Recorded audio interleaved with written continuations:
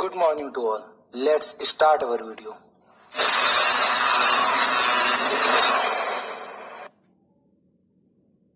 जैसा कि हमने अपनी पिछली क्लास में वैद्युत विभव के आंकिक प्रश्नों को हल किया था, आज हम आगे बढ़ते हुए उसी क्रम में जो आपका वैद्युत धारिता तथा संधारित्र के आंकिक प्रश्न को सॉल्व करेंगे। आपके एग्जाम में इस पोर्शन से काफी ज्यादा न्यूमेरिकल्स पूछे जाते हैं, तो इसकी वीडियो 2 या 3 दिन तक चलेगी। तो उसका पहला पार्ट आज है। चलिए शुरू करते हैं पहले सवाल से। पहला सवाल आपके सामने ये रहा। पहला सवाल आपका कह रहा है, एक गोलाकार अर्धचालक की धारिता 1 माइक्रोफैरेड है, इसकी त्रिज्या क्या होगी। धारिता दे दी गई, 1 माइक्रोफैरेड, त्रिज्या पूछ रहा है। सबसे पहले सॉल्यूशन गिवन डेट क्या दे रखा है, धारिता C बराबर 1 माइक्रोफैरेड। माइक्रो को चेंज कर लेते हैं तो हो जाएगा 1 × 10⁻⁻6 फैरेड। अब गोलीय चालक या गोलीय संधारित्र की धारिता का फॉर्मूला आपको पढ़ाया गया है। फॉर्मूला होता था C बराबर 4πε0 R। वही फॉर्मूला हम लोग लिखते हैं, तो C बराबर 4πε0 R। अब यहां से हमको वैल्यू किसकी निकालनी है, R की त्रिज्या पूछा है, तो फॉर्मूले को चेंज कर लेते हैं R के रूप में। तो R बराबर हो गया C/4πε0। 1/4πε0 की वैल्यू आप लोग जानते हैं कितनी होती है, 9 × 10⁹ और C का मान आपको दिया हुआ है, वैल्यूज रख देते हैं। तो आपका मान हो गया C का मान, ये वैल्यू आपकी C के वैल्यू है और ये वैल्यू आपकी 1/4πε0 का मान है। दोनों का गुणा कर दिया। जब हम दोनों का गुणा करेंगे तो वैल्यू आपकी हो जाएगी 9 × 10³ मीटर, जिसको हम 9 किलोमीटर भी कह सकते हैं। तो गोले की त्रिज्या कितनी आ गई, 9 किलोमीटर। अगले सवाल पर चलते हैं। अगला सवाल आपके सामने है कि 3 माइक्रोफैरेड धारिता वाले 3 संधारित्र को किस प्रकार जोड़ा जाए कि तुल्य धारिता 2 माइक्रोफैरेड हो जाए। अब ये क्वेश्चन थोड़ा सा ट्रिकी होता है। इस क्वेश्चन में हम सारे संयोजन देखते हैं कि किस प्रकार संयोजित कर सकते हैं और किस संयोजन का फाइनल रिजल्ट आपके रिजल्ट से मैच करता है, क्वेश्चन के रिजल्ट से मैच करता है, वो आपका सोल्यूशन हो जाता है। तो चलिए पहले इस क्वेश्चन की कंडीशन देख सकते हैं कि आपका क्या कितना रहा है, 3 माइक्रोफैरेड धारिता वाले 3 संधारित्र। तो इन 3 संधारित्र को पहले हम किस प्रकार जोड़ सकते हैं वो देख लेते हैं। तो सबसे पहले कंडीशन, पहला किस तरह जोड़ सकते हैं, मान लिया तीनों किस में है, श्रेणी क्रम में है। अब तीनों अगर श्रेणी क्रम में होते तो फॉर्मूला क्या होता, 1/C बराबर 1/C1 + 1/C2 + 1/C3, यानी 1/3 + 1/3 + 1/3, तीनों जुड़ जाते 3/3 यानी 1। अगर हम वैल्यू निकालते तो इसी तरह तो वैल्यू आती है आपकी। यहां से इसका मान हम लोग निकालते, फॉर्मूला लिखते 1/C बराबर 1/C1 मतलब 3 + 1/3 + 1/3। इनको जब सॉल्व करते तो आपका कितना आ जाता है, ये 3/3 कट जाता, कितना हो जाता आपका 1, यानी C का मान कितना आ जाता 1। पर क्वेश्चन ने कितना कहा है, 2 माइक्रोफैरेड, यानी ये तरीका आपका क्या हो गया, गलत। ये अब हम दूसरा मेथड देखेंगे। तो दूसरा क्या हो सकता है आपका, सभी किस क्रम में हो, समांतर क्रम में हो। अगर सभी समांतर क्रम में होते तो फॉर्मूला हो जाता आपका C बराबर C1 + C2 + C3, वैल्यू रख देते तो 3 + 3 + 3 यानी हो जाता आपका 9। पर क्वेश्चन ने कितना कहा है, 2 माइक्रोफैरेड, ये भी तरीका हो गया गलत। 2 तरीके आपके गलत हो गए। तीसरा तरीका देखते हैं। तीसरे तरीके में 2 श्रेणी क्रम में हो और तीसरा किस में हो, समांतर में। तो 2 श्रेणी क्रम में अगर होंगे तो पहले 2 को श्रेणी क्रम में ले लेते हैं। तो श्रेणी क्रम का फॉर्मूला अगर 2 के साथ लगाएं तो आपको पता ही 1/3, तो 1/C' अभी निकाल लेते हैं, बराबर तो 1/3 + 1/3, 2 श्रेणी क्रम में, इनको जोड़ दिया 2/3, उल्टा करेंगे तो C' का मान आ जाएगा 3/2, यानी 1.5 वैल्यू आ गई। अब इसको अगर हम जोड़ देते तीसरा किस क्रम में, समांतर क्रम में, तो हमारे 2 श्रेणी क्रम में थे तो उनकी वैल्यू आपकी आ गई C' बराबर आ गया 3/2। अब इसके साथ एक समांतर क्रम में और हो जाए तो समांतर क्रम में मतलब C बराबर कितना, C' + C3, यानी 3/2। इसमें 3/2 में क्या जोड़ दे, 3 और जोड़ दें तो 1.5 में 3 जुड़ेगा 4.5, पर हमको चाहिए कितना 2 माइक्रोफैरड, यानी ये भी तरीका हो गया गलत। फाइनल रिजल्ट जो एक और तरीका आपका बन सकता है वो देख लेते हैं। तो उसमें आपका 2 समांतर में हो और 1 श्रेणी में हो, ये आपका फाइनल क्रम है और यही इस क्वेश्चन में लगेगा और सोल्यूशन आएगा। तो अगर एग्जाम में इस तरह का क्वेश्चन आता है तो आपको कितने क्रम में जोड़ा जा सकता है वो कंडीशन लिख के 1 बाय 1 सारे क्रम चेक करने होंगे, जिसमें पहला और दूसरा क्रम तो बहुत जल्दी हो जाता है, तीसरे में थोड़ा सा टाइम लगता है। चलिए अब ये जो आखिरी वाला है इसको सोल्यूशन के रूप में चेक कर लेते हैं, आगे चलते हैं। तो आपका चलते हैं सोल्यूशन पर। तो सोल्यूशन गिवन डेट, अब हम यहाँ पे हमने क्या मानेंगे कि तीनों की वैल्यू आपको कितनी दे रखी है 3 माइक्रोफैरड, तो C1 C2 C3 लिख लिया। अब हमने मान लिया कि C1 और C2 किस क्रम में है, समांतर क्रम में। जब समांतर क्रम में होंगे ये, तो इसका मतलब इन दोनों की वैल्यूज अगर रख लें, रिजल्टेंट निकालें, तो कितना होगा C डैश बराबर C1 प्लस C2, यानी 3 प्लस 3 यानी हो गया 6 माइक्रोफैरड। अब ये 6 माइक्रोफैरड C डैश तीसरे के साथ किस क्रम में होगा, श्रेणी क्रम में। तो C डैश व C3 श्रेणी क्रम में, फॉर्मूला लगा दिया, तो 1/C बराबर 1/C dash plus 1/C3, value रख दी 1/6 प्लस 1/3, आ गया आपका 3/6 यानी कट के हो गया 1/2। उल्टा करेंगे तो C की वैल्यू कितनी आ जाएगी 2 माइक्रोफैरड। और यही रिजल्ट आपका आया और यही रिजल्ट क्वेश्चन कह रहा था। तो आपका ये वैल्यू आपकी फाइनल सही हुई, आखिरी वाला। तो इस तरह आपका क्वेश्चन में ये आपका हो गया आंसर।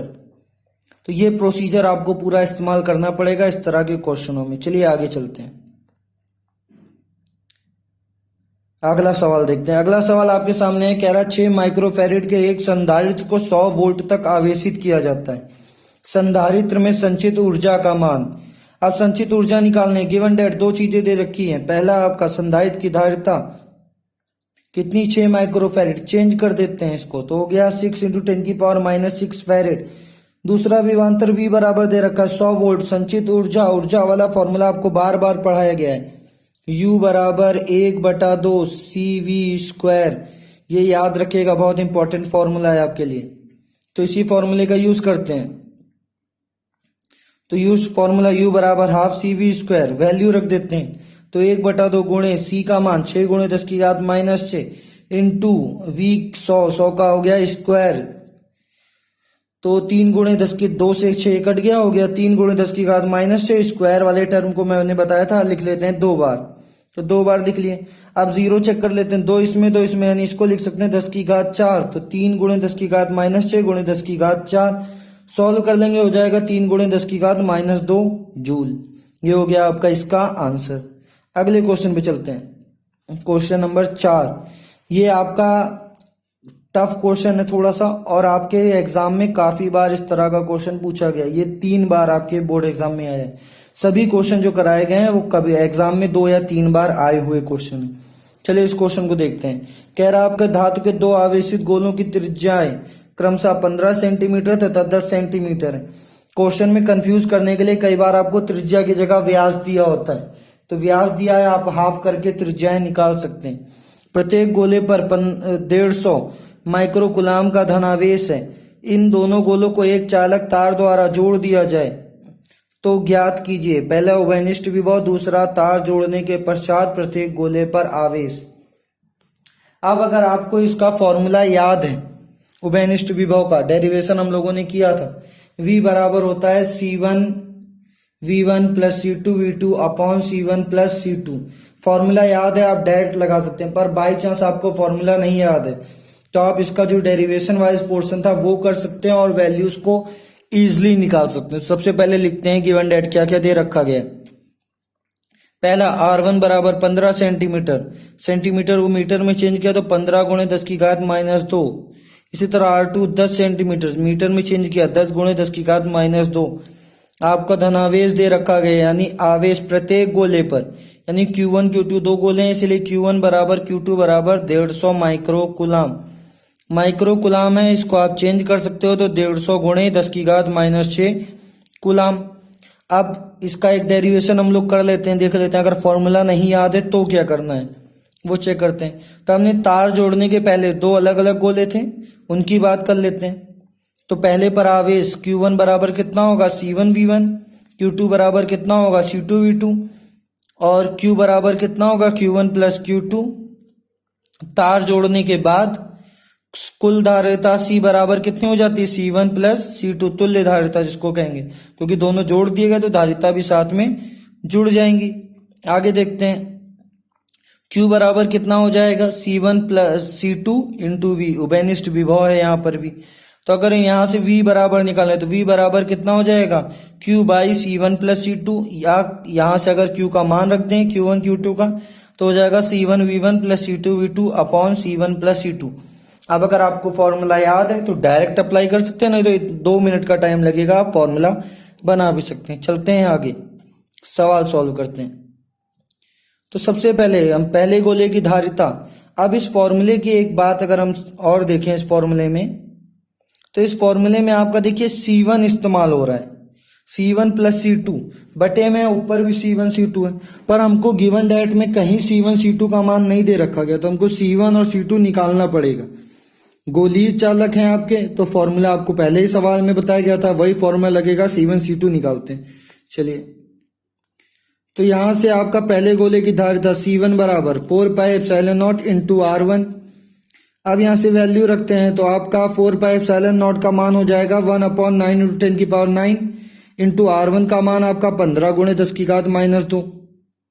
सॉल्व कर लिया गया, तो 10 की घात 9 है, ऊपर आएगी -9, 2 माइनस का पहले से यानी -11, और 15 को 9 से काट दिया गया तो 1.67 इंटू 10 की पावर -11 फैरेड।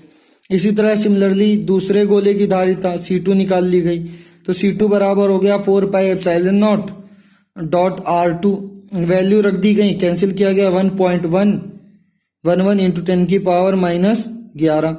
ये आपका C1 और C2 का मान आ गया। आगे चलते हैं, अब निकालते हैं जो क्वेश्चन ने कहा है उभयनिष्ठ विभव। यहाँ पर A नंबर होगा, B नंबर गलती से आ गया, A नंबर पहला पॉइंट पूछा है उभयनिष्ठ विभव, वैल्यू निकालते हैं। उभयनिष्ठ विभव का फॉर्मूला V बराबर, अब यहाँ पर आप देखिए फॉर्मूला आप कौन कौन से अप्लाइड कर सकते थे, C1 V1 वाला भी कर सकते हैं, पर उसके लिए हमको V1 का मान पता होना चाहिए, जो कि हमको नहीं पता है V1 और V2 का मान, तो हम डायरेक्ट ये वाला फॉर्मूला इस्तेमाल कर दे रहे हैं। Q बराबर आपको पता होगा, Q बराबर कितना, Q1 प्लस Q2, तो पहले पर भी 150 माइक्रोकुलाम आवेश है और दूसरे पर भी 150 माइक्रोकुलाम आवेश है, दोनों 150 माइक्रोकुलाम जुड़ गए तो कितने माइक्रोकुलाम हो गए, 300। चलिए सॉल्व करते हैं आगे, तो V बराबर हो गया आपका 300 गुणे 10 की घात -6 माइक्रो में था, और C1 और C2 की वैल्यू यहां से आपकी इस इक्वेशन से और एक इक्वेशन से रख दी गई। इसको सॉल्व किया गया, नीचे दोनों वैल्यू आपकी जुड़ गई, जोड़ने पर वैल्यू का मान हो गया, ऊपर तो वही रखा गया, नीचे दोनों जुड़ के हो गए 2.78 गुणे 10 की घात -11। 10 की घात -11 को ऊपर भेजा गया, तो पहले -6 पावर थी, -11 ऊपर आया प्लस, और जब पॉइंट काटा गया 2.78 का तो ऊपर 100 और आएगा, तो 10 की घात 2। इसको आपका डिवाइड कर दिया गया, डिवाइड करके वैल्यू आ गई 1.08 इंटू 10 की पावर 7। ये 11 और 2 हो गई आपकी 13, 13 में 6 गया, हो गया 7। ये वोल्ट आपका आ गया आंसर। उभयनिष्ठ विभव पहला पॉइंट खत्म। दूसरा पॉइंट देखते हैं। दूसरा पॉइंट आपका था तार जोड़ने के बाद पहले गोले पर आवेश। आवेश का फॉर्मूला Q बराबर CV होता है। तो पहले गोले की धारिता कितनी थी, C1। अब तार जोड़ने के बाद उभयनिष्ठ विभवांतर कितना हो गया आपका V, तो वैल्यू रख दी गई, तो हो गया आपका Q1 डैश, क्योंकि तार जोड़ने के बाद का है, तो Q1 डैश बराबर C1V। C1 की वैल्यू आपके सामने ये रही, और V का मान उभयनिष्ठ ये निकाला, दोनों वैल्यूज को हमने साथ में रख दिया, गुणा कर दिया, आपका आंसर आ गया 1.8036 इंटू 10 की पावर -4 कूलम। इसी तरह सिमिलरली हमने तार जोड़ने के बाद दूसरे गोले का निकाला, तो Q2 डैश बराबर C2V, वैल्यू रख दी गई, हमने सॉल्व कर लिया, आपका आंसर आ गया 1.1988 इंटू 10 की पावर -4 कूलम। ये क्वेश्चन आपका बोर्ड एग्जाम में 3 बार आया है, तो आपको इस क्वेश्चन की प्रैक्टिस करनी चाहिए। इस तरह के एक आधे सवाल और लगाइए आप। तो आज के लिए इतना ही।